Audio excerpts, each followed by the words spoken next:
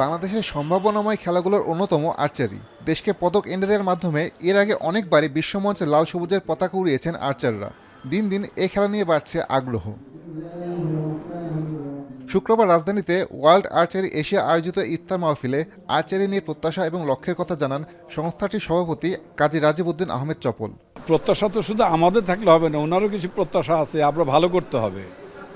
ওনার প্রত্যাশাটা আমাকে জানিয়ে দিয়েছেন যে আমি আর্চারি থেকে কি অর্জন করতে হবে। বলছি অলিম্পিকে পদক ছাড়া এখানের সামনে আমাদের পাওয়ার মতো কিছু নেই, কারণ আমরা সবগুলোই পেয়েছি।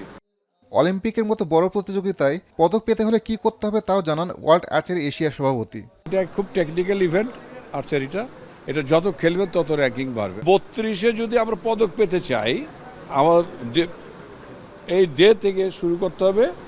আমি 28 বুঝি না, 32 বুঝি, আমাদের প্রশিক্ষণ 10 ঘন্টা চালায় যেতে হবে এবং সেটা আমাদের ফেডারেশনকে আয়োজন করতে হবে।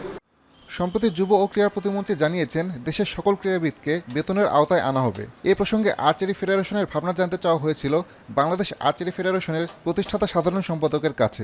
সরকার যদি কাউকে কোনো বেতন বা স্যালারি দেয় বা যেটাই বলি আমরা, তখন অন্য জায়গার থেকে আর এটা চলে না, হয়তো ইনসেন্টিভ থাকতে পারে। আমাদের কথা হলে নিয়ম মেনে যতটুকু যার জন্য করা দরকার আমরা করব।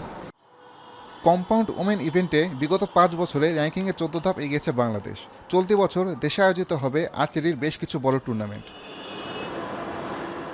আসাদুজ্জামান লিটন, এখন, ঢাকা।